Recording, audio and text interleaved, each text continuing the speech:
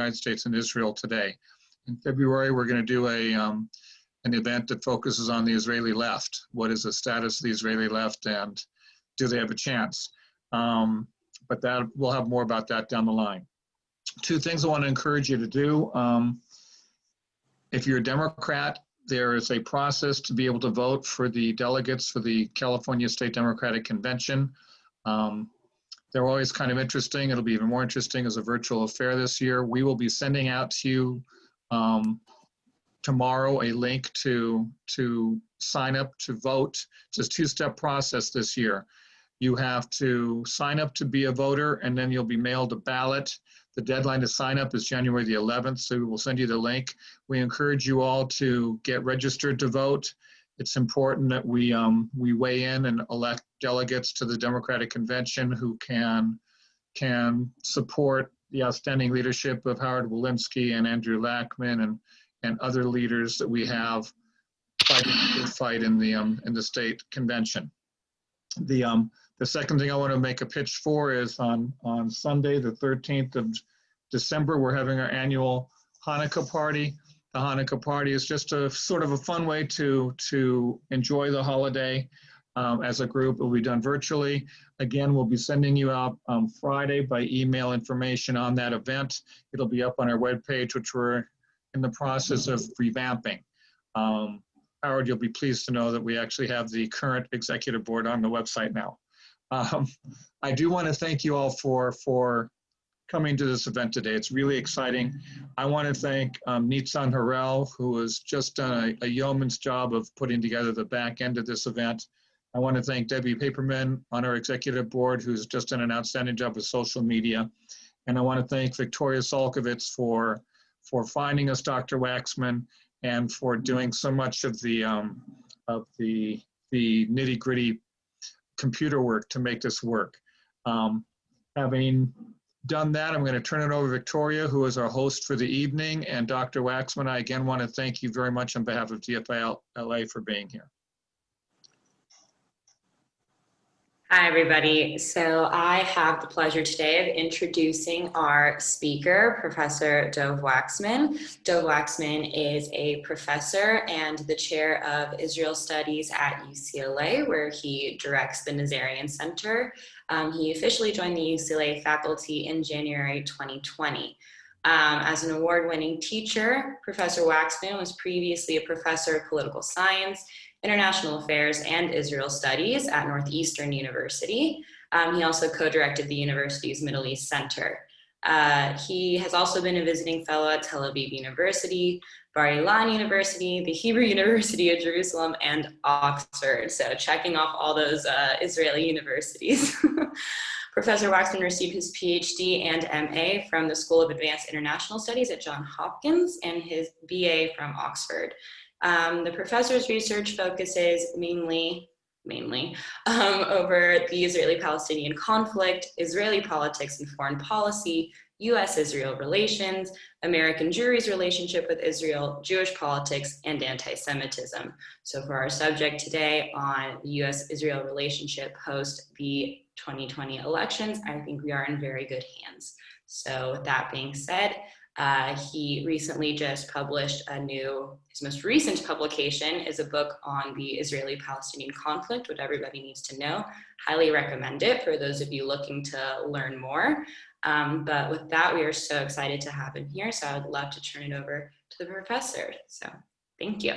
Okay, well, thank you, Victoria. I want to thank you for inviting me to give this talk. It's a pleasure to talk to you, and nice to see what UCLA has produced as a graduate of UCLA. So thank you for that, and thank you for giving me the opportunity to meet with you all. Hopefully at some point in the future, hopefully not too far into the future, we'll be able to meet in person. As Victoria mentioned, I only moved to LA in January and just started work in January. So most of the time I've been here now has been during COVID and inside my house. So I really haven't had a chance to meet many people or get to know Los Angeles. So I hope, sometime in the future we'll be able to meet in person. And I think this new educational initiative that you're doing is really important. And so I'm honored to be the first speaker. I'm sure you'll have many great speakers in the future.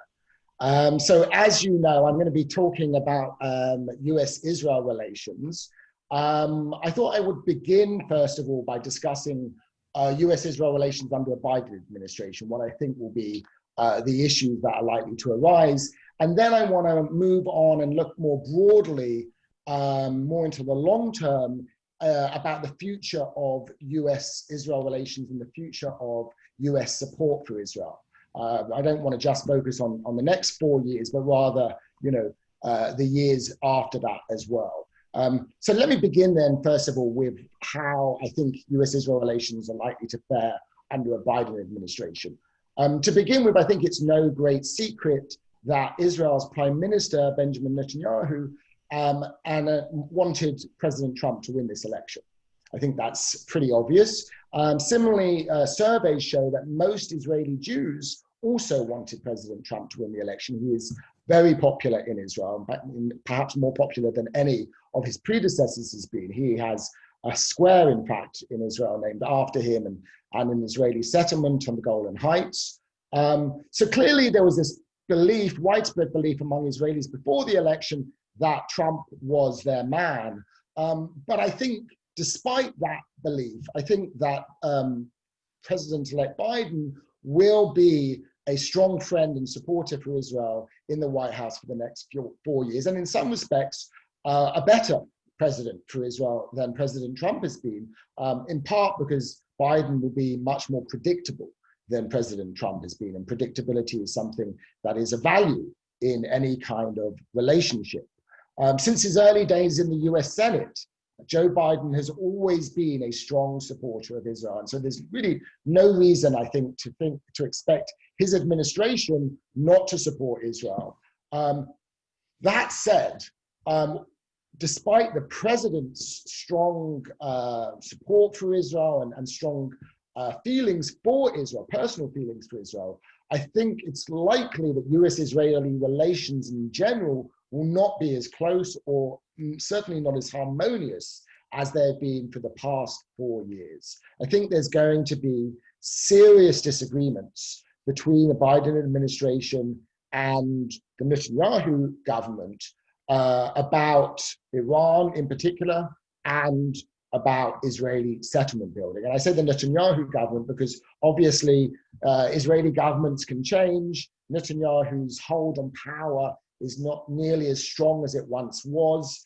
As I'm sure you all know, his trial for corruption is currently suspended, but that's going to get a restart in February. And there could well be Israeli elections in the spring, which could bring a different government to power. But let's assume for the moment that Netanyahu remains in power. I think if that is the case, then at least on a personal level, President-elect Biden will get along better with Obama than with Bibi than Obama did. Clearly, that was a very fractious, fraught relationship. But unlike Obama's relationship with Netanyahu, when it comes to Biden and Netanyahu, they have a long history. They've known each other for decades, and there's no personal animosity between them in the way that I think there really was between Bibi and Obama. I also think, unlike Obama, Biden is going to be very careful to avoid having any kind of public clash with Netanyahu. He wants to keep disagreements, as much as possible, private. So he's only going to risk really taking on Netanyahu and risking a major crisis in US-Israel relations if there is a dispute that is really of great importance to the United States. But there is an issue that is of great importance to the United States, which I think could well provoke a major dispute with Israel. And that is, of course, the issue of Iran, which, needless to say, has been dominating the news just in recent days. I think Iran will be by far the biggest challenge for US-Israeli relations over the next 4 years. And we're already seeing this emerge even before President-elect Biden has come into office. Biden has committed to re-entering the Iran deal that was signed by the Obama administration in 2015, although he has also said that he wants to revise the deal, in particular I think the plan is to extend its so-called sunset clauses, the kind of the timeline for when the deal will expire. But the Iran nuclear deal, or as the JCPOA, as it's more formally known, is seen widely in Israel in a very negative light, most particularly by Netanyahu, who was really the most outspoken international leader opposing the Iran nuclear deal, and as we all know and can remember, went to Congress in 2015 against to directly challenge the Obama administration over this nuclear agreement. So returning to a revised or some kind of revised nuclear agreement is likely to be viewed by Netanyahu and by many in Israel, it should be said, negatively. Similarly, the strategy of maximum pressure that has been pursued by President Trump and Secretary of State Pompeo with regards to Iran, basically the attempt to ratchet up the economic pressure, the economic pain that Iranians feel in order to try to force Iran to into a new agreement. That approach has been popular in Israel, but that is not an approach that that the Biden administration is likely to pursue. So I think when it comes to the strategy toward Iran, and when it comes to the nuclear agreement with Iran, there's bound to be a major dispute. That said, I think there are two important questions that I think we should keep an eye on in seeing how this dispute shapes up and really seeing whether it will escalate into a crisis in US-Israel relations.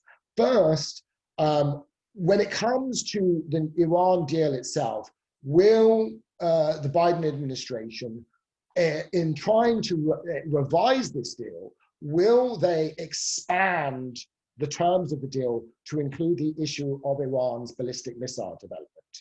That for Israel is a major issue, partly because nuclear weapons are delivered on ballistic missiles, so it's a delivery system for ballistic missiles, but also because Iran's ballistic missile program and its precision-guided missiles really pose a very serious threat to Israel, particularly if Iran continues to supply those precision-guided missiles to proxies like Hezbollah, which is believed to have already around 100,000 missiles in its arsenal. So that is really a kind of existential threat for Israel. And if the Iran deal, or if negotiations with Iran don't address its ballistic missile program, then I think that's something that Israel is going to be very unhappy about and will lead Israel probably to oppose any revised nuclear agreement with Iran.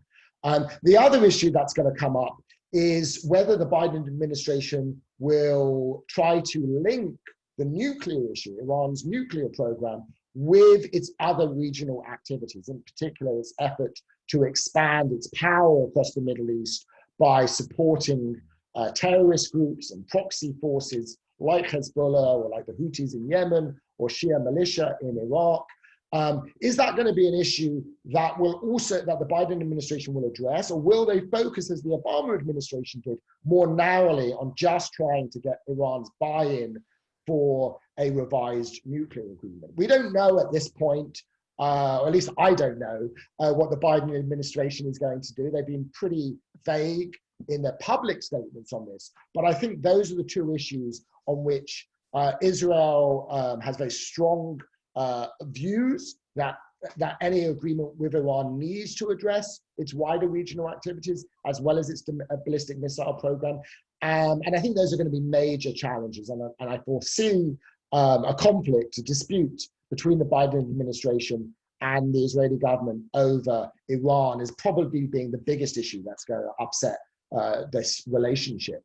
When it comes to the Israeli-Palestinian conflict, which I think is another potential source of disagreement between the Biden administration and at least the current Israeli government, I don't expect Biden to prioritize the issue in the way that Obama did when he first came into office. You'll remember when Obama came into office on day one, he appointed George Mitchell to try to get a peace process going, and he really said that this was something that he wanted to resolve this conflict, as did President Trump, of course.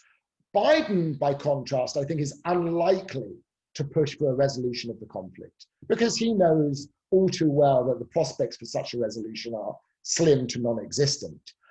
Instead, I expect the Biden administration to really try to maintain the possibility of a future two-state solution to the conflict, something that Biden has long supported. So they're really not, I don't think, going to go for a peace agreement so much as at least try to ensure that the situation on the ground keeps open the possibility of a peace agreement sometime down the line. What does this mean? Well, first and foremost, it means that the Biden administration will not allow Israel to formally annex large parts of the West Bank, 30% of the West Bank, for example, which I think Trump would have certainly done in his second term. So on the issue of Israel's annexation or formal annexation of the West Bank, I think there's going to be a big difference. But the question for me is whether the Biden administration will be willing to try or able to try to stop what analysts describe as Israel's de facto annexation of territory in the West Bank. Not its formal annexation, but rather the expansion of Israeli settlements deeper into the West Bank and other kind of legal measures and legal steps that the Israeli governments have been taking, which essentially make these parts of the West Bank Israeli territory. I doubt the Biden administration will do much to stop this process. To be sure, the Biden himself opposes Israeli settlement building. He was livid, for example, when he was visiting Israel as vice president, and there was a announcement about settlement construction in East Jerusalem. But I don't think Biden himself will do much to stop settlement expansion. In particular, he's not going to threaten to cut or condition US aid to Israel in order to pressure it to freeze its settlement activity, something that some members of the Democratic Party would like him to do, but something that Biden has been very clear, unequivocal about during the Democratic primaries, saying that leveraging US aid to Israel would be what he calls a gigantic mistake. So I don't think that's likely to happen. In more broad terms, I think we'll see a kind of return to a more even-handed approach to the conflict. An approach that was typical not only of the Obama administration, but also of other US administrations, both Democratic and Republican. Really, the Trump administration's approach has been the departure from decades of US policy toward the Israeli-Palestinian conflict. But when it comes to kind of reversing some of the steps, some of the decisions taken by the Trump administration with regard to the conflict, I think the Biden administration is going to be kind of selective on what it's going to reverse. It's not going to reverse the recognition of Israel's sovereignty over Jerusalem. It's not going to move the US embassy back to Tel Aviv, as some might hope it would do. But I think it will reopen the US consulate in East Jerusalem and also reopen the Palestinian mission, which is effectively an embassy in Washington, which was closed 2 years ago. So in those respects, the Biden administration will at least restore US diplomatic channels with the Palestinians and US relations with the Palestinian Authority in the West Bank, which had basically completely been severed during the Trump administration. Similarly, I think the Biden administration will try to restore at least some US economic aid to the Palestinian Authority, economic aid, which was completely cut by the Trump administration. For the Palestinian leadership, all of these steps will be welcome. They won't go as far enough as the Palestinians are concerned, but they will be welcome. And it should also, I will also point out that many of these steps will also be welcomed by the Israeli security establishment. For example, the US decision, the Trump administration's decision to cut US aid to the Palestinian Authority was not something that the Israeli security establishment wanted. They worry about the stability of the Palestinian Authority. They want the Palestinian Authority to continue its security cooperation with Israel. And so, a stronger Palestinian Authority, a more legitimate Palestinian Authority even, is actually in Israel's interest, and I think Israel would welcome that. So I think in broad terms, US support for Israel will undoubtedly continue over the next 4 years, but I think there's going to be some major disputes that are likely to arise, particularly when it comes to Iran. When it comes to the long term, however, beyond the next 4 years, I think that US support for Israel is likely to become increasingly controversial within and less guaranteed. And I want to explain why I think this. I don't want to suggest that I think US support for Israel is going to end anytime soon, but I do think it's likely to become a lot more contentious domestically and less certain. Why? Well, in order to understand why American support for Israel isn't such a sure thing in the future, I think it's first useful to understand the reasons why the United States supports Israel so strongly in the first place. And it's also important to recognize that this hasn't always been the case. People may believe that the United States has always been Israel's strongest ally, closest ally. That's not, in fact, true. US-Israel relations weren't always so close. For the first 2 decades of Israel's existence, Washington actually kept Jerusalem at arm's length. In fact, when Israel, along with Britain and France, invaded Egypt in 1956 in the Suez War, the United States effectively sided with Egypt and forced Israel to withdraw its troops from the Sinai. Although US-Israel relations started to warm slightly during the Kennedy administration, it wasn't really until the Johnson and Nixon administrations in the late 1960s and early 1970s that US support for Israel really intensified. And the reason for this was the Cold War. Basically, Israel's decisive victory in the Six-Day War of 1967 convinced American policymakers that Israel could be a useful tool for containing Soviet influence in the Middle East, influence which was significant among Arab states at that time. So Israel came to be regarded by US policymakers as a strategic asset rather than as a potential liability. And as that shift in perception took place, so US policymakers provided Israel with more and more diplomatic, economic, and military support. Just to give you a couple of indications of this support, since 1976, Israel has generally been the largest annual recipient of US foreign assistance, the only exceptions occasionally being Iraq and Afghanistan after 2004. In fact, Israel has received more US foreign aid in total than any other country. In the past, this included a significant amount of economic assistance, but now almost all US bilateral aid to Israel is in the form of military aid. So as you probably know, the US gives Israel $3.8 billion annually, and that amounts to roughly 15 to 20% of Israel's defense budget. That figure is slated to continue through to 2028, and according to the terms of the so-called Memorandum of Understanding that the Obama administration signed with Netanyahu's government in 2016, despite the bad relations between Obama and Netanyahu, that was actually the single largest pledge of military assistance in American history, which totaled $38 billion. So in addition to this huge amount of military aid that the United States has given Israel, the United States has also expended an enormous amount of political capital at the United Nations and in a wide range of other international organizations to shield Israel from criticism or censor. In the UN Security Council alone, since 1972, the United States has vetoed 44 resolutions that were critical of Israel, much more than any other country. And members of Congress have unanimously passed countless resolutions expressing their unequivocal support for Israel. No other country, no other US ally has consistently received this kind of support from the United States.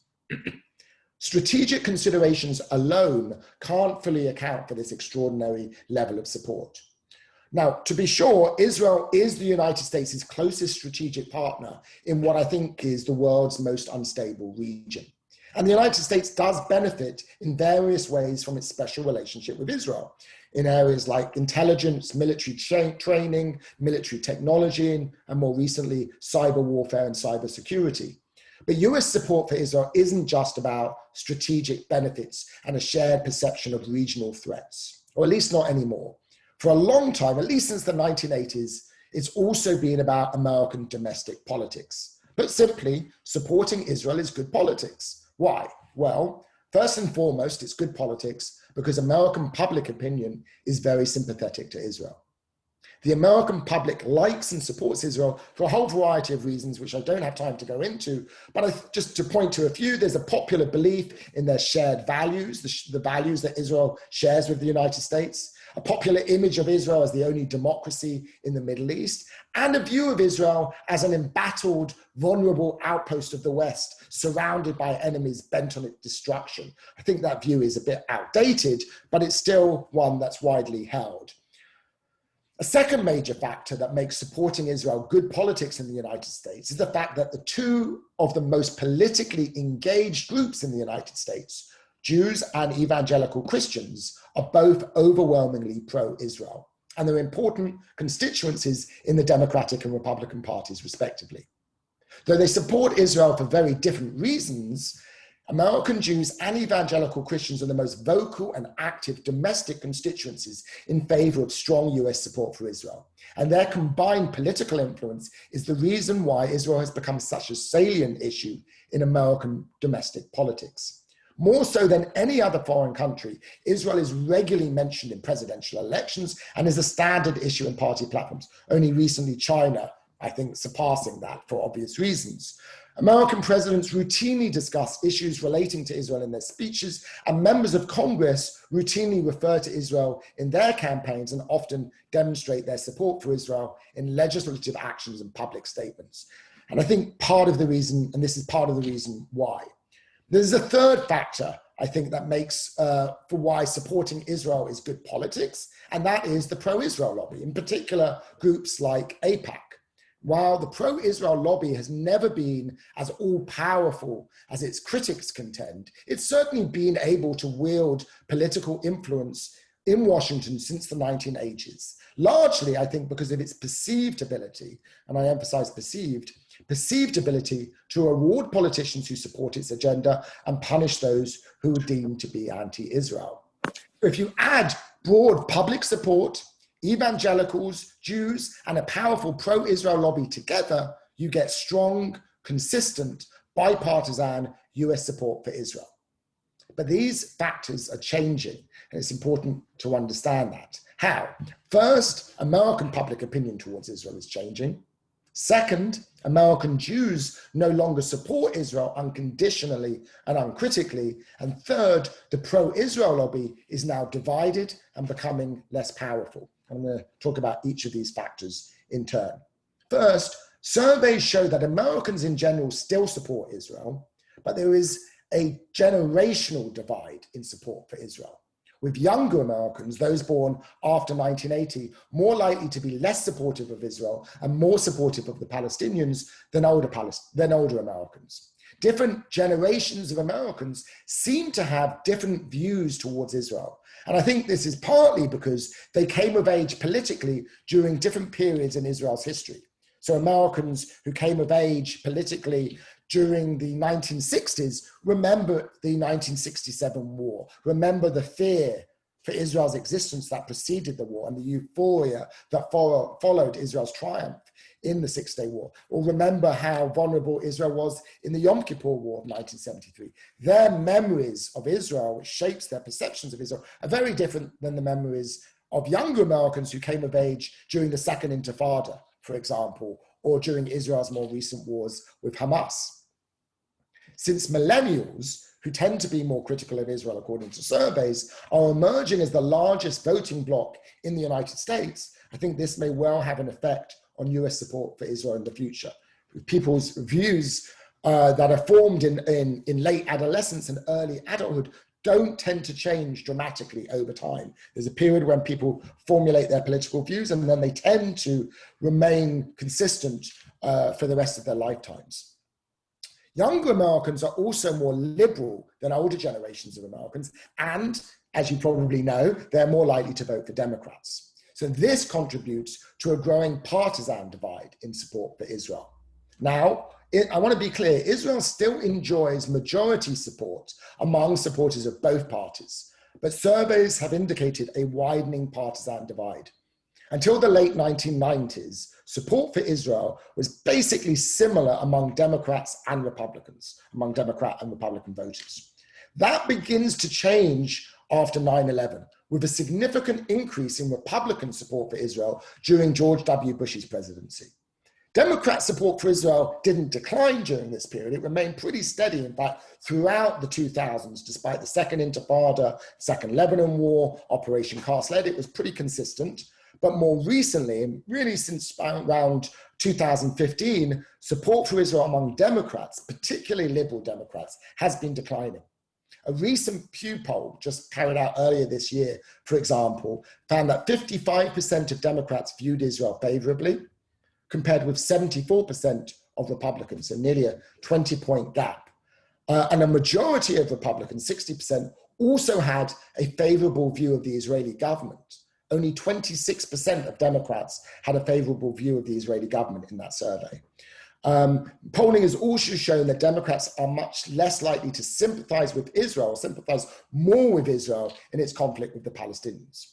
Now, I don't need to tell you this. This doesn't mean that Democrats don't support Israel, as Republicans, especially President Trump, like to claim. One survey from 2019 of likely Democratic primary and caucus voters found that Democratic voters' views of Israel and of the Israeli-Palestinian conflict are nuanced, surprise, surprise. They support Israel despite their personal dislike of Netanyahu.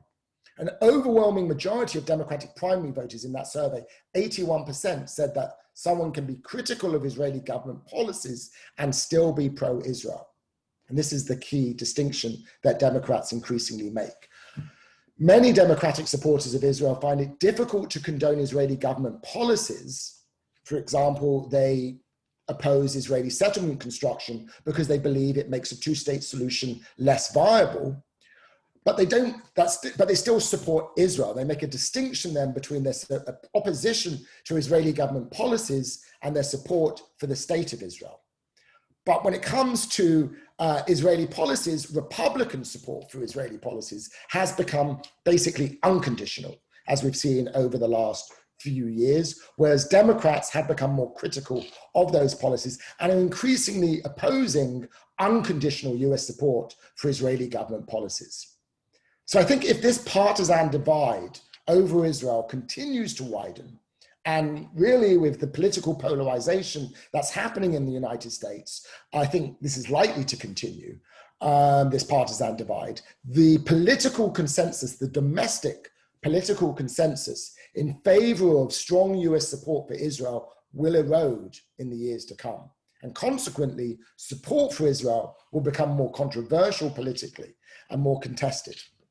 There's already a growing debate, as you're all no doubt aware, between moderates and progressives in the Democratic Party over the issue of, for instance, placing conditions on US military aid to Israel, a question that used to be politically taboo.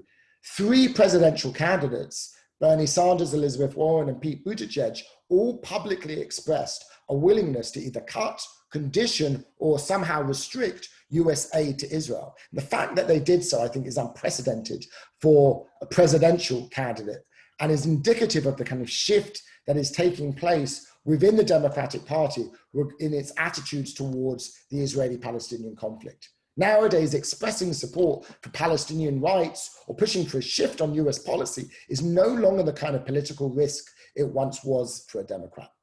That said, I don't think that the Democratic Party will become like the British Labour Party was under Jeremy Corbyn. I don't think the Democratic Party will shift to the far left in its positions on the Israeli-Palestinian conflict. For one thing, because that could risk alienating many Jewish American voters and donors who are an important constituency for the Democratic Party. Instead, I think the Democratic Party will actually express the views of most American Jews who are still fundamentally supportive of Israel, but have also become more critical of its government's policies, particularly regarding the Palestinians.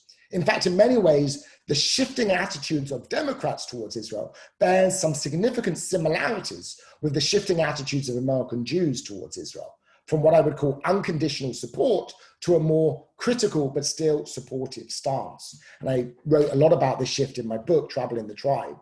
The fact that the Democratic Party is coming in some respects to resemble the American Jewish community when it comes to Israel isn't surprising if you think about the influence that J Street, the liberal Jewish lobby group, has within the Democratic Party today. It is a major contributor to Democratic candidates, its PAC. In the 2020 election, it donated a total of $9 million to Democratic candidates, including over $2 million to President-elect Biden. And I think J Street's rise, or its growth since 2008, is really the most politically significant consequence so far of a sea change in attitudes that has taken place within the American Jewish community regarding Israel over the past few decades. This isn't a change that started in 2008 when J Street was formed, rather it's a change that actually dates back to the early 1980s, to Israel's war in Lebanon, and then the First Intifada. But J Street's basic message that, in the words of its founder, Jeremy Ben-Ami, you don't have to be non-critical, you don't have to adopt the party line, it's not Israel right or wrong, that message now resonates widely within the American Jewish community today. Partly, J Street has benefited from the kind of critical space that has opened up within the American Jewish community concerning Israel, but it's also helped enlarge this space, helping legitimize criticism of Israeli policies within the mainstream of the American Jewish community. Surveys show that for most American Jews today, there is now a difference between supporting Israel and supporting its government's policies, especially when those policies are right-wing. And so just as Democratic voters make that distinction between supporting Israel and supporting its government's policies, so too do American Jews. Although American Jews continue to be committed to Israel, or at least most of them continue to be committed to Israel, the strength of this commitment, and in particular its ability to mobilize political activism, is much less certain today than it once was, especially when it comes to younger generation of American Jews. Now, there's a big scholarly debate, which I won't go into, over whether younger American Jews are less attached to Israel and whether this signals a generational decline in attachment to Israel, with subsequent generations becoming less and less attached to Israel or more emotionally distant from it. We'll have to see how this plays out over time, but I think it's already clear that attachment, emotional attachment to Israel, caring about Israel, worrying about its security, caring about its welfare, no longer translates automatically into support for Israeli government policies in the way that it once did. The weakening of support for Israel among liberal, largely secular American Jews has coincided with the strengthening of support for Israel among conservative, mostly white evangelical Christians. Indeed, Christian evangelicals have in many ways supplanted American Jews as Israel's most loyal supporters in the United States today. In recent years, evangelicals have also come to vastly outnumber American Jews in the pro-Israel lobby. Christians United for Israel, an evangelical group that was founded in 2006 by Reverend John Hagee, a pastor of a megachurch in Southeast Texas, now claims to have a staggering 8 million members. That's about the size of the entire US Jewish population. During the past 4 years, CUFI, Christians United for Israel, became a really influential player in Washington, in some respects rivaling AIPAC, and Christians United for Israel had a major influence, for instance, on the Trump administration's decision to relocate the US embassy from Tel Aviv to Jerusalem. So conservative evangelical Christians are now driving, or increasingly driving, Republican policy towards Israel, while secular progressive activists and voters are gaining growing influence in the Democratic Party. And I think these two trends mean that US policy toward Israel is likely to become increasingly contentious in the future. As this is happening, the pro-Israel lobby is not nearly as united as it once was. In fact, it's now deeply divided between J Street on the left, AIPAC in the center, and groups like the Zionist Organization of America and CUFI, Christians United for Israel, on the right.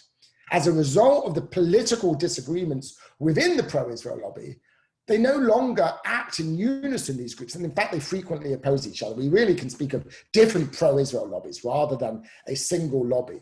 The pro-Israel lobby no longer speaks to the US government with a single voice, as it did in earlier eras when you had AIPAC and the Conference of Presidents. And this cacophony of voices coming from pro-Israel groups reduces their political influence, because in the past, their influence was partly based on the belief that pro-Israel groups, particularly AIPAC, spoke for the American Jewish community as a whole.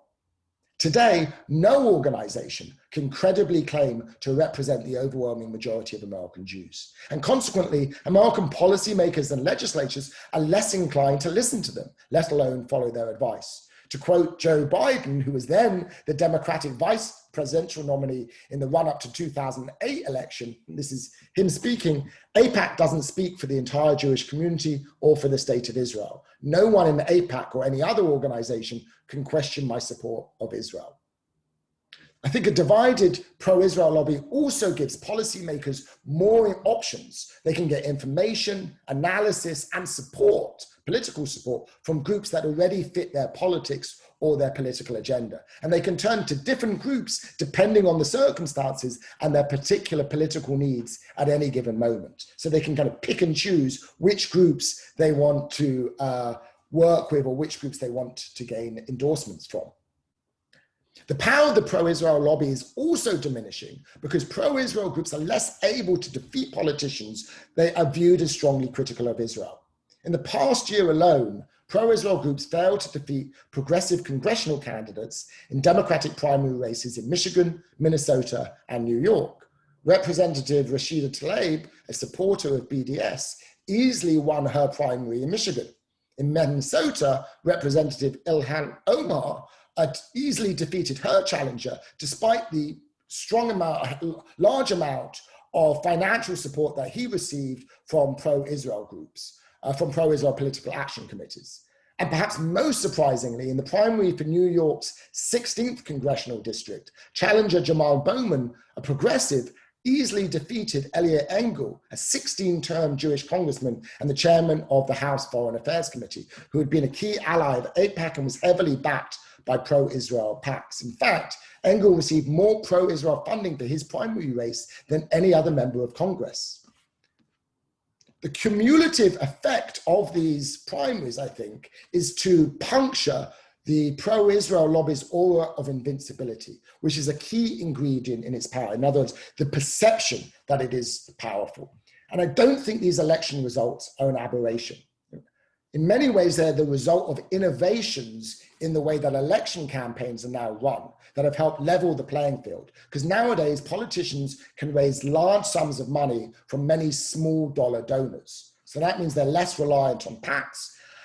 And they can also use social media such as Twitter and Facebook to get their messages across to potential voters rather than having to pay for expensive television commercials. So that reduces the financial advantage of well-funded candidates. All of this means that it makes it harder for pro-Israel PACs, political action committees, to defeat candidates deemed as anti-Israel. And if they can't defeat these candidates, these politicians, and re-elect pro-Israel ones like Eliot Engel, their political influence will decline. So when you take these developments, these trends as I've outlined them together, demographic trends, social trends, political trends, I think the future of the long-term future of America's special relationship with Israel is at risk. The pillars on which this relationship has been based are being challenged. And this is occurring as Israel is itself changing in ways that I think could fuel future disputes with the United States on issues ranging from the state of democracy in Israel to policy towards the Palestinians. So I don't want to suggest that the US government in the future won't support Israel. I think the United States will continue to support Israel if it's in America's interest to do so. But the level of support may decline and become less exceptional and more like US support for other allies. So the kind of specialness, if you like, of this special relationship could be challenged. The United States will continue to support Israel as long as American policymakers think it's strategically beneficial to the United States to support Israel, which they do. But even this belief that it's strategically beneficial for the United States to support Israel is less certain in the long run because US strategic interests are changing. The United States today is much less reliant on Middle East oil for example. And it needs increasingly to shift its attention to its growing competition with China and to a lesser extent with Russia. So the US's preoccupation and focus on the Middle East, an area in which Israel has been a key strategic ally, is shifting. Already, Israeli officials are worried about the US's desire to withdraw its troops from the Middle East and so-called pivot its attention towards Asia. And this strategic pivot or this shift isn't something that's just happened under the Trump administration. In fact, it began under the Obama administration and may well continue under a Biden administration. So the fear among Israeli, within the Israeli security establishment, as well as, I should say, among Saudis and others in the region, is that the US is slowly or gradually trying to disengage from the region, or at least lower its involvement in the region. And if that's true, if that continues, then US support for Israel in the long term is not guaranteed. I will end on that depressing note and be happy to answer any questions that you have. Beautiful. Thank you so much. Okay, so yeah, we have quite a few questions for you already. And as we continue, feel free, everyone, to either take yourself off mute if you want to ask yourself, or send it in the chat to everyone, or you can send it to me privately, whatever floats your boat. With that being said, Professor, so our first question is that given your ties to the UK, what impacts do you think the Biden administration's relationship with Boris Johnson will have for effectiveness in Middle East policy, if it's significant at all? And that if Keir Starmer becomes the next prime minister, do we think that will be better for this relationship or no change? I thought there was going to be a question about Jeremy Corbyn. As soon as somebody hears my British accent, that's normally the first question that people ask. So that was a surprise. I was preparing to talk about Corbyn. Look, I don't think the British, honestly, despite their own self-perception as a major world power, really, I think that's a kind of myth that the British continue to feed on. So when it comes to US Middle East policy, I don't really think it makes much difference whether Boris Johnson or Keir Starmer is in power, because the British are not any longer a major player in the region. The EU, now the British are obviously no longer in the EU, so they've reduced their influence. I won't go on to Brexit, but they've reduced their influence even further. But I do think there's going to be a closer alignment between the US position and the EU's position when it comes to the Israeli-Palestinian conflict and other Middle East issues like Iran. I mean, one of the things that's happened over the last 4 years has been a really serious erosion of the US relationship with its major European allies, with the exception of the British, because of Boris Johnson. But when it comes to the EU, which is a player in the Middle East, and it does matter with regards to both Iran and the Israeli-Palestinian conflict, I think there's going to be not exactly the state. I don't think they're going to be on the same page of Biden administration and the EU. I think the European attitudes toward Israel and toward the conflict are different, fundamentally different than they are in the United States, partly because, as I said, in the United States, you have a basically supportive public opinion, and that's not necessarily the case in European countries, with maybe the notable exception of Germany. So I think there will still be differences, but yes, there will at least be maybe more reading from the same script, and at least maybe playing kind of good cop, bad cop in the way that they did during the Obama administration, where they worked together to try to pressure Iran and also, seek some kind of progress on the Palestinian issue. But I don't think it's going to make a huge difference when it comes to the British government. But I think more to the point when it comes to Keir Starmer and the Labour Party is, this view which that the Labour Party and what happened under Jeremy Corbyn with regards to anti-Semitism and its policies toward Israel was somehow a prelude to what would happen among the Democratic Party here. The Labour Party was presented by Republicans in the United States as, look, this is where the Democrats will end up. This is what's going to happen to the Democrats. And it allowed Republicans to claim that the Democrats were anti-Semitic because Labour Party was, and they were kind of birds of a feather, if you like. What we've seen under Keir Starmer already is a strong repudiation of the kind of anti-Semitism that emerged and escalated in the Labour Party under Corbyn. And already the British Jewish community has, you know, turned the page, if you like, in its relationship with the Labour Party. And I think that's actually good for the Democratic Party here as well, because it makes it clear that you can be a liberal or you can be a progressive. It doesn't mean that you have to hate Israel.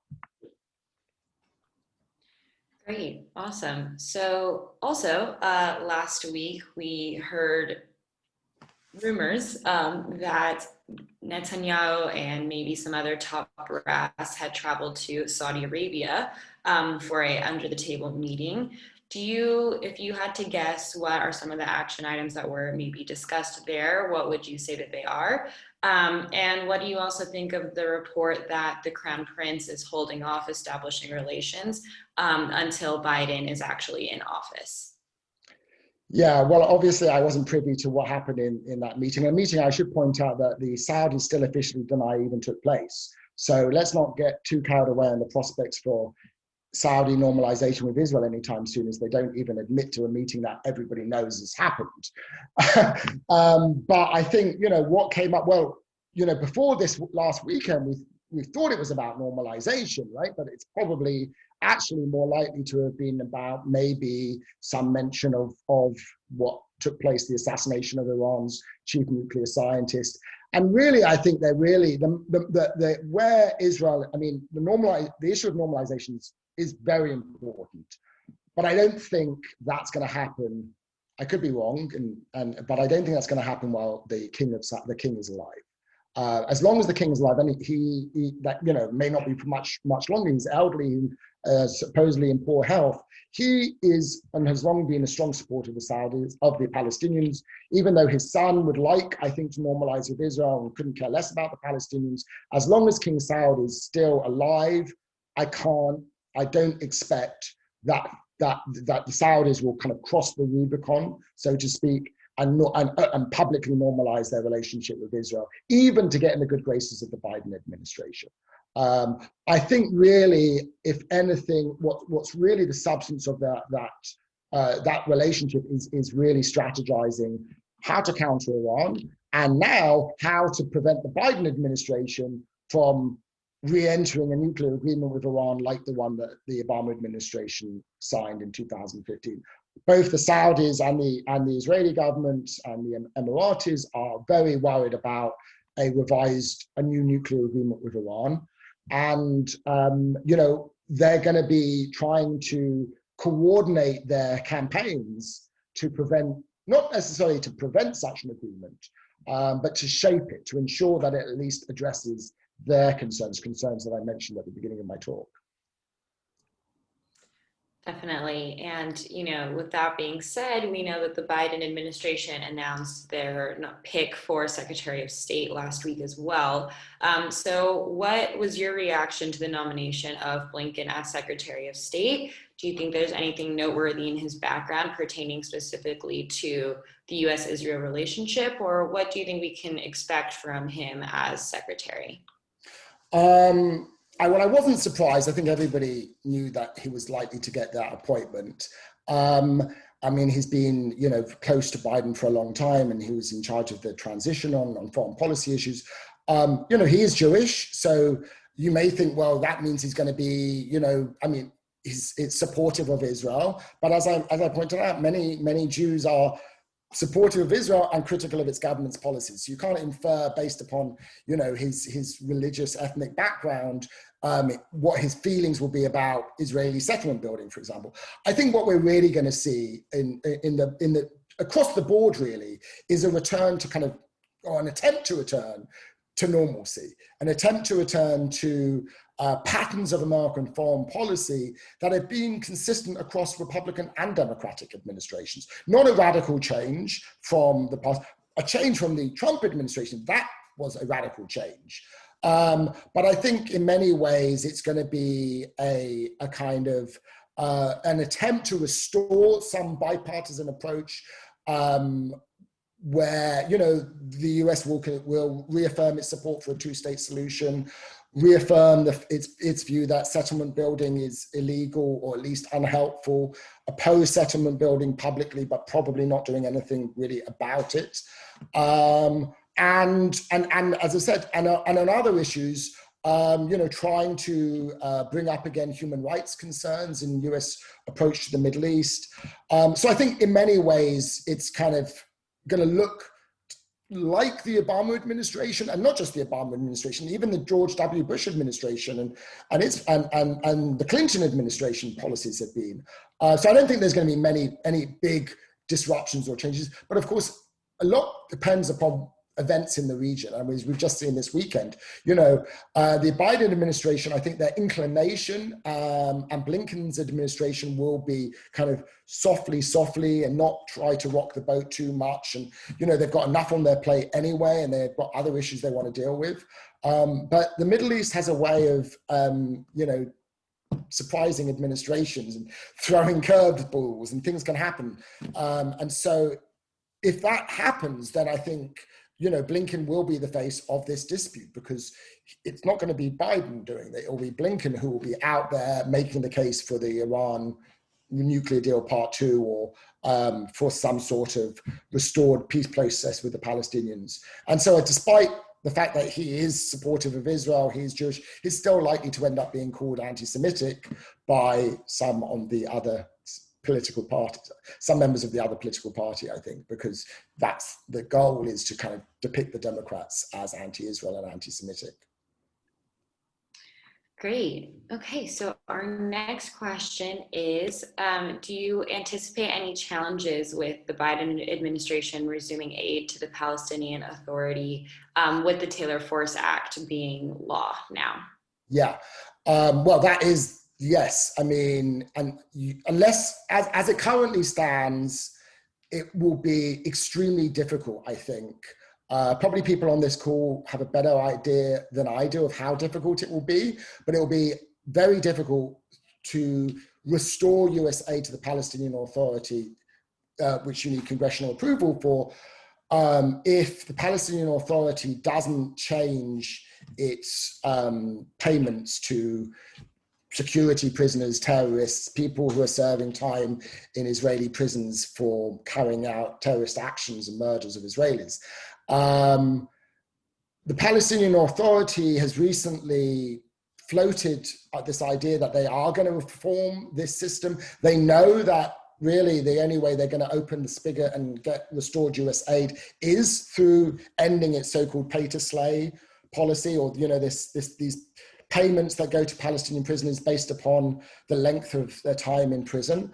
The real challenge is going to be whether the Palestinian Authority, which is already deeply unpopular among Palestinians, and even more so since COVID with the kind of collapse of the Palestinian Authority economy, whether it's going to be able to do that and retain, domestically. Now, it isn't a democracy, so of course Abbas has the ability to do that, but it's going to be a question of really, how they can get that by while ensuring stability among Palestinians and some kind of support. I think they probably will do it, but I think it's going to be messy, and it's going to be kind of a drawn out process. It's not going to happen quickly. So that's probably one area where you're not going to see a kind of, on day 1 or even day 31, and a return to the policies of the past. That's going to be, I think, because it requires congressional approval, the Biden administration will be constrained in its ability to, restore US funding to the Palestinian Authority. What it can do, though, and what it, I think, will do, is restore funding to the UN Refugee and Works Agency, which provides aid to Palestinian refugees. It will probably do that. And I think it will also restore funding to Palestinian hospitals in East Jerusalem, Palestinian NGOs. So there's other ways in which the United States can can restore some funding, but not for the Palestinian Authority while that policy is still in place. Great. Okay, so next we're going to have David Alpern unmute, and then I see that Meyer also has his hand up, so we'll go to him next. So David, if you want to unmute and ask, that would be great. Hello, Professor. Can you hear me? Yes, I can. Terrific, thank you. I will say thank you as well for this, really appreciating you being our first guest. A lot of what you've talked about has been recent past, and you've also prognosticated about the first 100 days of the Biden administration. Can I ask you a couple of questions and ask you to maybe read your tea leaves about what's going to be happening deeper down in the future? And I'll give you 3 examples and you can expand however you wish. One is the tragedy in Syria. Do you see any tea leaves suggesting the Assad era may be anywhere closer to finally ending? And when the post-Assad era arrives, if it happens during the Biden administration, do you foresee the people there and the next government desiring a better relationship with Israel? So one is the future with Syria. Second one is Assad is probably going to leave the world stage pretty soon. We all know how old he is. I have a lot of respect for Mohammed Dahlan. The Arab League loves him as well. What do you foresee in your tea leaves as who might become the next PA president? How do you handicap that race? And the third race in the future is the next Israeli prime minister, and who do you think would work well with the Biden administration? You know, of course, everybody talks about Bennett, but there's also Lapid, Yalon, and Ashkenazi. And of course, the one that I'm most afraid of is Gideon Sar. So those three. Oh, okay. Those are great questions, really tough. I mean, so the future of Israeli domestic politics, Syrian politics, and Palestinian politics, that's a tough one. You know, I first of all, I guess I'm gonna, I don't want to evade the question, but I want to kind of humbly acknowledge the limits of our understanding and the ability and the difficulty of predicting, you know, precisely because you know, in all of those arenas, Syria, Palestine, it's always been, we've often got it wrong, right? Events have often happened that have not been predicted and have spiraled and escalated. And so it's very difficult to kind of see how, you know, period too far into the future because things have often been, the region has been so unpredictable so frequently. With regards to Syria, so that's my caveat. But with regards to Syria, you know, I unfortunately, I mean, and I'm pleased you raised it because it's often a kind of forgotten about conflict. You know, the fact that so many people have been killed and are still dying in Syria is something that's just disappeared from our media, from the headlines and from our kind of political conversation. I think Syria is a kind of broken state, is really in many ways a failed state today. So I think the long term, I just can't see a way, although the war in Syria is closing, I don't think the Assad regime is going to be able to like completely restore its control over every part of the country. It's certainly not going to be able to rebuild its legitimacy. We never had that to begin with.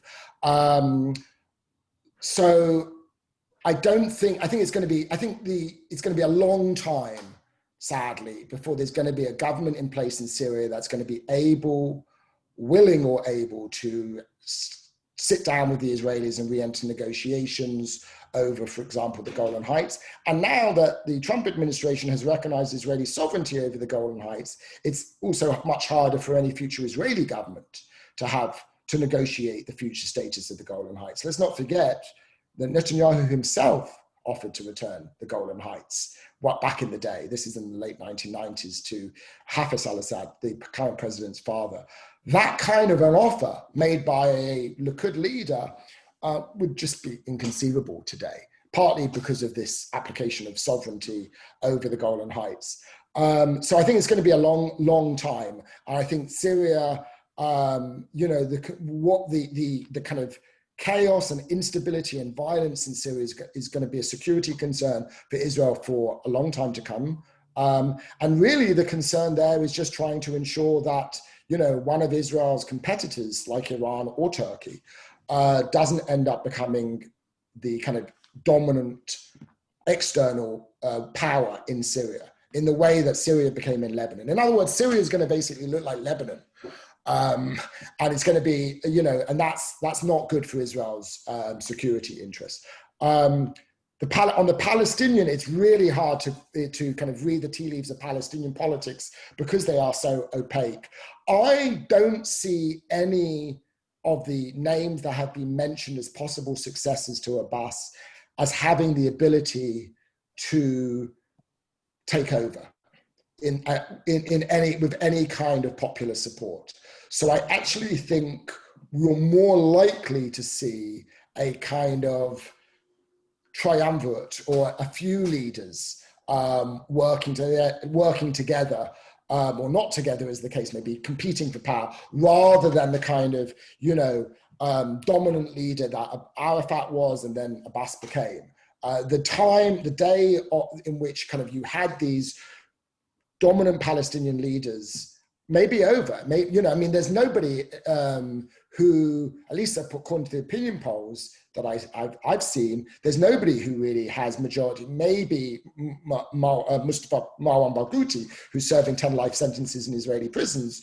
So other than him, there's the only person who has maybe majority support among Palestinians. All the others are supported by small numbers of Palestinians, and I think are not going to have the kind of legitimacy. The issue is as well when it comes to Palestinian politics. It's not just a question of who will take over from Abbas, but because the fundamental issue for the Palestinians, and I won't go into this at length, is that the Palestinian Authority itself is illegitimate today. Palestinian Authority was established as a kind of precursor to a Palestinian state, as a state in the making. And as the prospects for Palestinian statehood have increasingly disappeared, so the legitimacy of the Palestinian Authority in the eyes of Palestinians has disappeared along with it. And so it doesn't, we can talk about this individual or that individual. Then, some of them may be slightly more competent than others, but at the end of the day, the Palestinian Authority has a kind of Achilles heel, which is that it's been bound up with a peace process that is now dead. And so I think whoever takes over from the Abbas, as I say, I think it'd be more likely to be a few people working together, is unlikely to be able to have the kind of authority or legitimacy to make an agreement with Israel. Unfortunately, partly why I'm pessimistic, because I think Abbas is the last Palestinian leader for some time who has that ability, and he doesn't have it any longer, really, or at least he doesn't have the interest. On Israeli politics, that's somewhat less opaque, but no less Byzantine than Palestinian politics. If you look at I think whoever succeeds Netanyahu's most likely, at least, going to come from the right. Gideon Saar is obviously a serious contender who has some support among the Likud grassroots, so he could do it, and he's not kind of been tainted with the corruption, except for the stench of corruption of Netanyahu. Obviously, right now, Naftali Bennett is riding a surge of popularity because partly because of the incompetence of the government over COVID. But yeah, I think if I was going to predict, it would, it depends on really how much Netanyahu is able to manage the process of his succession. If he is still in control of the Likud as he is today, then it won't be Gideon Saar. It's more likely for somebody like Yisrael Katz, or somebody who will basically be an ally of Netanyahu and will probably try to get Netanyahu pardoned from whatever crimes he might be convicted of. If Netanyahu is convicted, loses his support, then I think, Gideon Saar would probably be the most likely candidate to succeed him. Either way, it's going to be another right-wing leader. It's not going to be, if as some Americans like to imagine, that if you get rid of Netanyahu, you're going to have some, Rabin-like center-left figure. Benny Gantz is not such a character, and I don't think there's anybody on the center-left who has the support, the stature, unfortunately, among Israelis to succeed, to really challenge a center-right leader. So it's going to be, some version. And that's why really it's a mistake to focus on Netanyahu as the issue, because the issue is not Netanyahu. I mean, he may be an issue in his willingness to brazenly work with the Republican Party in the United States to undermine US administrations. That is his issue. That is Netanyahu specific. But more broadly, the policies he stands for and the positions and the views he expresses are ones widely held by many Israelis, and that's just a fact. Great. All right. Meyer, would you like to go too? Thank you very much. The Palestinian issue, first of all, the PA shouldn't be there anymore, like you stated. Mordechai Kadar, who teaches at Bar-Ilan University, also teaches the Islamic history, religion, and speaks to languages. So he understands how they think. Now, in understanding the history and so forth, you mentioned failed states. The reason why the failed states was because they tried to make these states, such as the Ottoman Empire, they tried to make them like Europe. They're either you would have those who believe in religion. They have what do you call their tribal and other things, which is older than the states. So consequently, the thing is completely different. Now, Mordechai Kadar wrote what's called the 8-state solution, working emirates like Dubai and so forth. Now you have 8 of them. I don't know if you've ever read his stuff. I have, and I've discussed actually this proposal with him, which I think is, I mean, I don't want to focus on him, but I don't think this idea of kind of having 8 different emirates is at all viable. But it solves the problem, and the basic reason why it solves the problem is because with their believing system, if you look very carefully, the religion itself states that Judaism and Christianity does not belong anymore. It's null and void. So when Israel was started in the 48, they're coming back? This is why they had the fights, and so forth and so forth. Now the PA wanted to get Jerusalem. Jordan controlled Jerusalem for over 7,000 days. Why didn't they ask them at that time? You see, the whole problem is what they're asking for is they have a scarf that they wear. It says Jerusalem is ours on one side, and it shows the whole country, the whole state of Israel as theirs. You got to realize those common sense on how they think. The thinking process is completely different than what we understand. A 2-state solution will never work. If they really want to get something started, they could get rid of the PA and make these different places like you got Jenin, you got Jericho, you got Hebron, you got a whole variety. Gaza is already a state, whether anybody wanted it or not.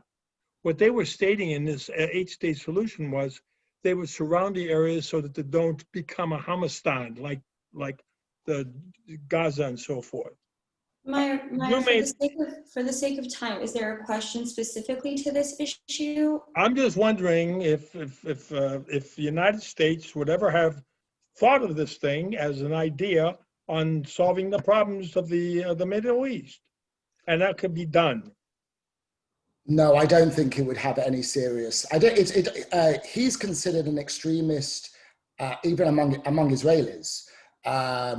And I don't think there's any prospect that a US administration would adopt that plan.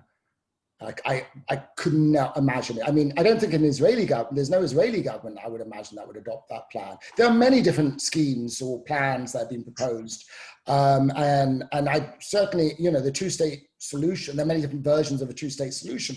And that's certainly not a perfect solution by any stretch of the imagination, but that his specific scheme, and partly is not one that most Israelis would endorse or get behind, let alone one that an American government or Palestinians would support.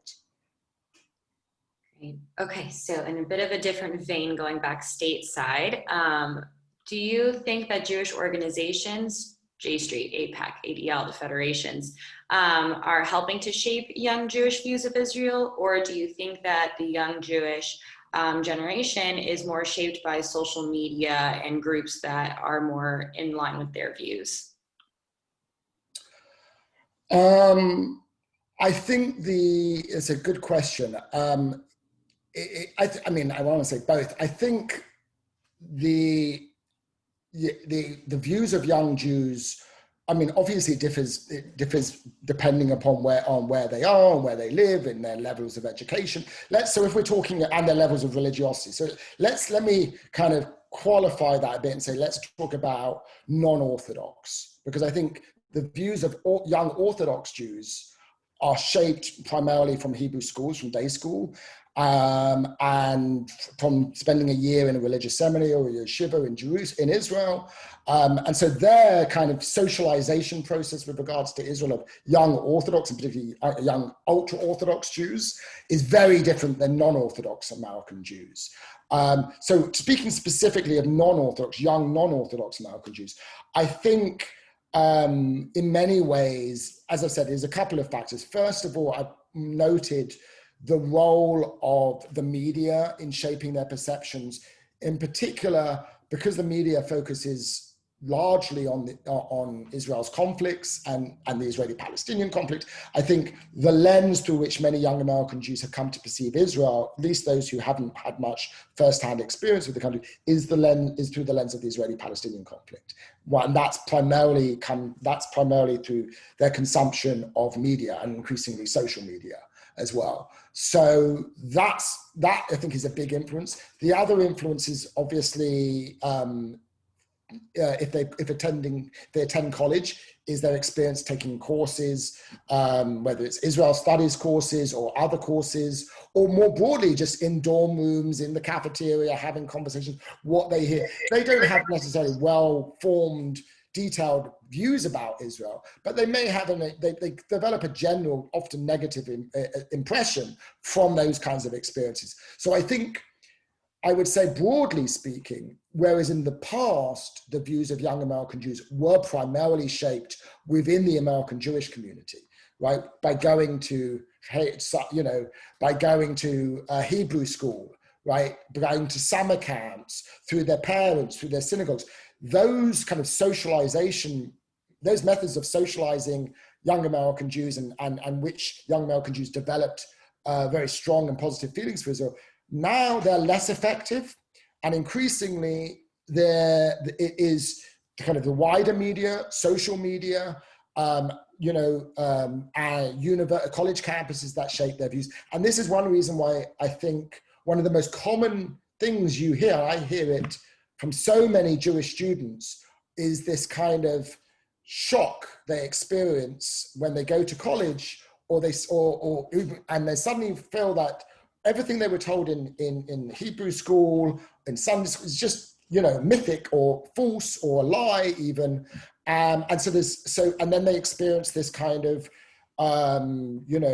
feeling of alienation in many cases from the organized American Jewish community, because there is this, still within large parts of the organized American Jewish community, although it's shifting, this idealized view of Israel. Like, you cannot teach about the real Israel. You cannot cover both the good and the bad, the flaws and the triumphs. Instead, you have to give this very, rosy, very rosy mythical view of the land of milk and honey, or the land of Exodus.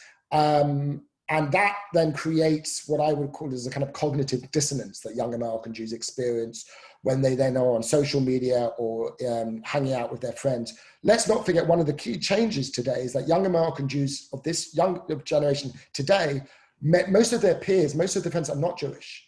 They're not, in years past, generations past, people grew up in communities surrounded by other Jews, where went to schools where there are many other Jews. That's very different today. And most young American Jews today also come from interfaith backgrounds.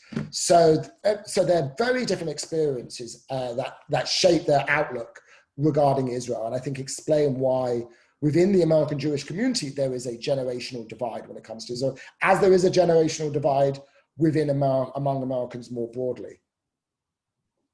Sounds like a very familiar conversation. Wonderful. Okay, so I think we have time for about 2 more questions, if that's all right. Sure. Okay, so this one is, we have seen the Muslim community in America becoming increasingly prominent politically. What trends do you see in terms of this involvement, and how do you think that's going to impact domestic support for Israel? So, yeah, I mean, I'm not an expert on Muslim Americans and their politics, but I have advised somebody, I was a PhD advisor, somebody who did write their book on this very subject. So I've learned quite a bit about this. And one of the things that I learned was that the Muslim American community is extremely heterogeneous. We tend to think that, oh, you know, Muslim Americans, therefore they're going to be pro-Palestinian, right? That's not as simple as that.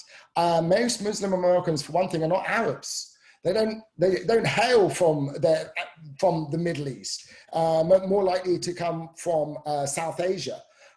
So it's very hard to kind of generalize about Muslim American politics precisely because Arab Americans, yes, we can talk about as Arab Americans become more influential and more politically active, but Muslim Americans are a much wider group who don't necessarily all have, share common views about the Palestinian issue or the importance that should have in Muslim American politics. I think for most Muslim Americans, their own rights and civil liberties and integration in the United States is the number one issue, as it was, by the way, for Jewish Americans for many years. In many ways, what we see with Muslim Americans is, in a sense, exactly the same process of acculturation and integration and political mobilization that occurred generations ago among Jewish Americans. This is now not the generation of immigrants, but now second or third generation of Muslim Americans who are finding their voice politically, but in many ways it's not on foreign policy issues. That said, within the Democratic Party, there is a growing constituency, particularly within the Democratic Party. And again, I think that's why the domestic politics of Israel in the United States is changing in ways that won't, I don't think, simply undermine support for Israel, but will make support for Israel less obvious and less consensual and make it one that you have to make more of the case for, and there'll be much more argument about. Great. All right. So last but certainly not least, we've talked a little bit about how U.S. support for Israel might be declining or might just be, a little bit teetering. Do you think that Israel will look elsewhere in the world? We've kind of seen this power vacuum in a sense in the Middle East in the past few years, kind of replaced by Russia, but also maybe not. How do you see that unfolding? And when do you expect President Biden to visit the Middle East? Do you think it'll be a priority? So yeah, it's an interesting question. If the United States, if U.S. support for Israel does diminish in the decades ahead or in the years ahead, I think there's certainly a conversation happening among Israeli strategic thinkers, strategists within the security establishment, beginning to think about, a post-American Middle East. Like what should Israel do and how should it manage its relations, not just in the Middle East, but beyond, as American dominance in the world and American influence in the world is declining. And you have I've heard some Israelis say, well, we have a good relationship with Russia, which Israel does have, and we have a growing relationship with China, so we're going to be okay. I would beg to differ. I think, there's no way that China or Russia or any other potential great power could be a substitute for the United States, in the way that the United States has given it such exceptional level of support to Israel. Israel has in the past lost its great power patron. We shouldn't forget that initially Britain in the pre-state era was the great power supporter initially at one point of the Zionist movement. Think about the Balfour Declaration. Then the British kind of abandoned the Zionist movement. Then the French became Israel's great power patron in the 1950s and early 1960s. Then the French abandoned Israel, and then the United States took over from the 1960s. So in historical terms, this isn't a completely unusual process, but I just don't see any potential great power that could provide anything close to the kind of support that the United States has provided Israel. And that's why I think this is a real challenge for Israel. But certainly Israel has many other relationships. It's not going to find another country willing to provide the same level of support that the United States has provided. But I also think Israel is not the kind of weak, vulnerable, fledgling country that it was in decades ago, and it can stand on its own feet. And so even without the kind of level of American support that it receives today, it's not an existential threat for Israel. Israel can survive and flourish and survive in the future if that happens. I think that if he goes to Israel, if he goes to the Middle East, one thing he will certainly do, which Obama didn't do when he first visited the Middle East, is Biden will go to Israel. No question. That was a big mistake that President Obama did by going to Egypt and skipping over Israel. Biden's not going to make that mistake. But I don't think he's going to rush to the Middle East anytime soon. I mean, the focus is here at home for obvious reasons. And so I think the desire of the Biden administration will be to try to shift attention and resources away from the Middle East. Whether they're going to be able to do that depends on what happens in the Middle East, and only time will tell on that. Beautiful. Thank you so much. What awesome questions from everybody too. Thank you for everyone who sent some in. With that, I think I'm going to redirect it back to Greg to close for the evening, but really what a wonderful evening. So thankful for all of you who joined tonight.